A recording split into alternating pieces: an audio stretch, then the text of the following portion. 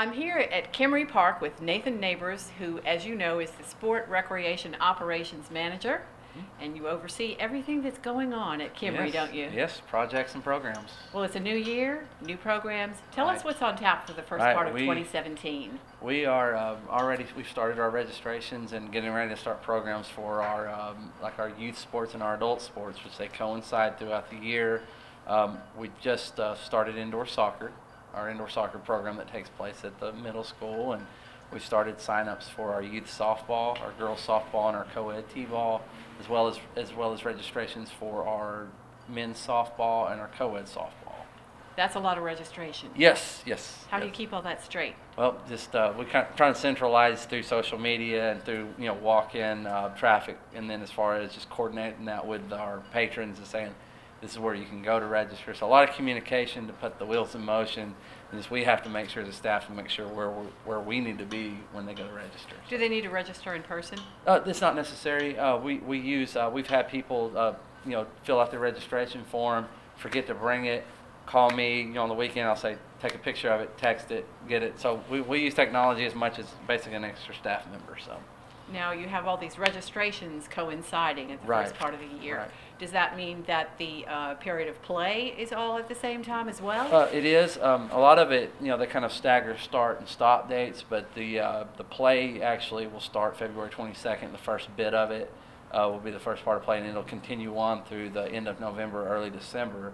And they coincide, like you may have one league running from April to June, the other one starting middle of May through the end of July. So we stagger a lot of stuff, share the nights, and share the youth field space. So which group starts first? It'll be our men's league. It'll be February 22nd when they start. April 9th, and then once February 22nd, that's when the co-ed registration starts. So April 19th is when co-ed starts. So around that is when the youth will be playing on Mondays, Tuesdays, and Thursdays. And they generally play on Wednesday nights. The adults do in the spring, as well as our senior players and stuff like that. And then church leagues start after that, and then industrial league. So. And do you have an idea as to numbers, having done this for several years Yeah, now? How many teams? We float around 120 is our capacity throughout the year.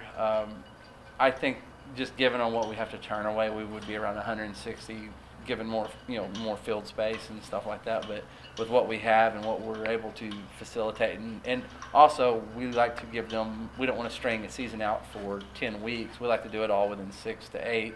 That way people can make plans, especially when you get around summertime with kids. So 6 to 8 seems to work better that's, for families. That's a good number for everybody. It gives them about 14 games. We do the cost analysis on registration fee, what it takes to actually, produce the program, as well as make sure that they get a high quality product. Now, where do all these teams play? Now, the majority of our softball is actually played here at Kimmery Park, where we're on site. Our indoor soccer, they play at the Hot Springs Middle School. We've partnered up with National Park College to do volleyball, and we're looking at basketball and flag football.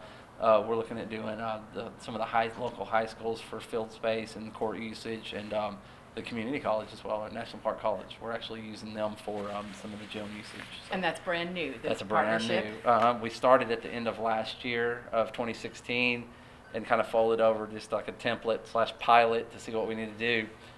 They've done a great job working with us as far as us, helping each other and getting that going. So.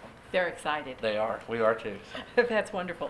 Okay, so what nights of play are you looking at? Once we get going full throttle, which I'll say if you picked up at April, if we just threw a dart and it hit middle of week in April, or Monday through Friday, we have 30 tournaments slated for the year as of right now. So that's weekends. So, but we'll be 5 nights a week starting in April, and that's Monday through Friday.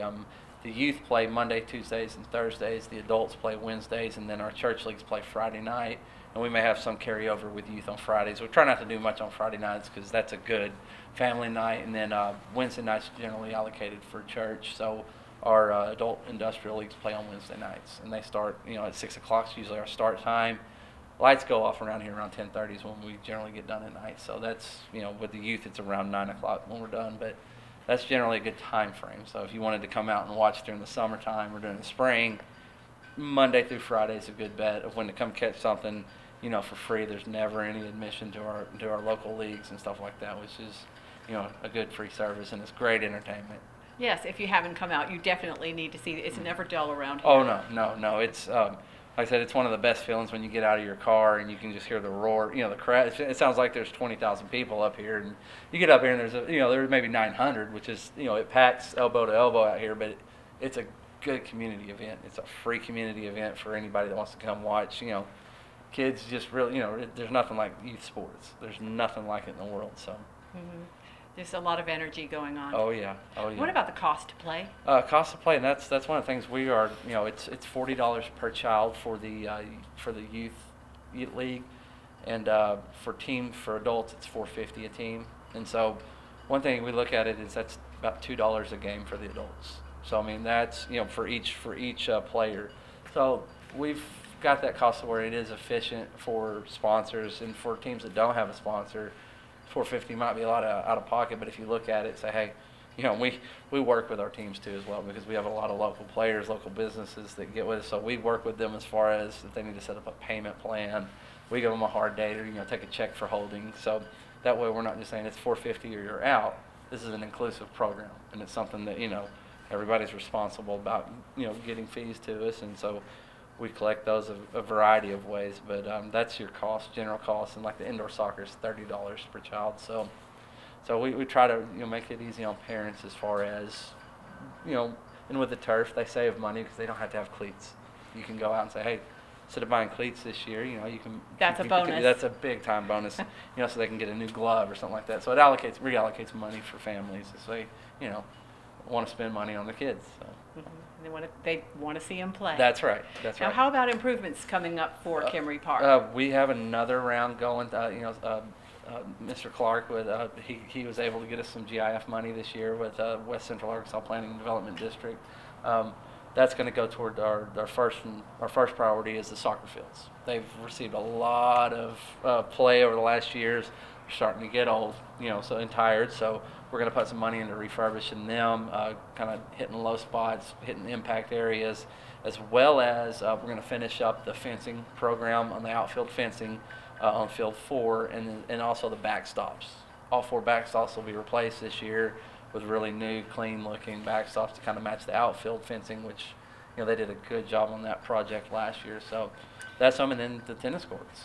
They're receiving a lot of play. We at the last part of the year we snuck in and got the cracks filled up before the end of the year, because they received play, and we're on a landfill, so we have ever shifting ground. Therefore, we have to really just make sure that we have a smooth playing surface and it's safe. And so we did that, and that's actually partnered up with the high school as well.